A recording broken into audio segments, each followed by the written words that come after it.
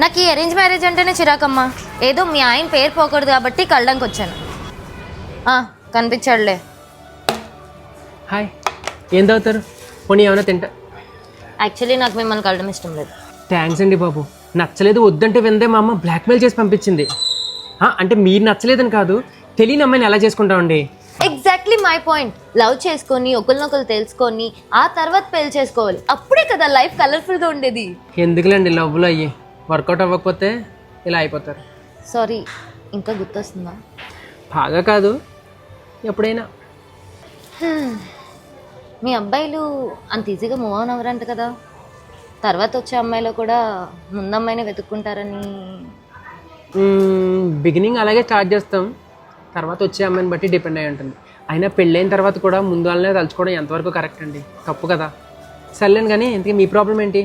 చిన్నప్పటి నుంచి love stories విని చదివి చూసి నా లైఫ్లో కూడా ఒక చిన్న ఫెయిరీ టైల్ ఉండాలని ఆశ అండి. కాకపోతే నా ఇంట్రోవర్ట్ మొహానికి. మీరు ఇంట్రోవర్ట్ ఏంటండి బాబు? ముక్కు మొహం తెలియని నాతోనే పావుగంట నుంచి గలగలా మాట్లాడుతున్నారు. కంపేర్ చేయట్లేదు. మీరు కోపండి అంటే ఒక మాట చెప్తాను. నాకు ఈ కలర్ అంటే చాలా ఇష్టం అండి. ఫస్ట్ టైం ఆ దెయ్యాన్ని ఈ కలర్ డ్రెస్లోనే చూశాను.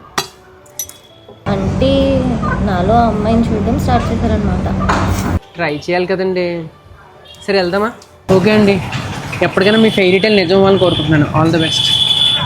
ఇంట్లో నాకు నచ్చలేదని చెప్తానండి. యాక్చువల్లీ సెకండ్ ఛాన్స్ తీసుకుంటానని చెప్పండి.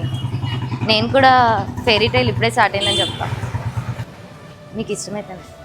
ఇంతకీ మీ పేరేంటండి? జ్యోతిక. మరి మీ పేరు?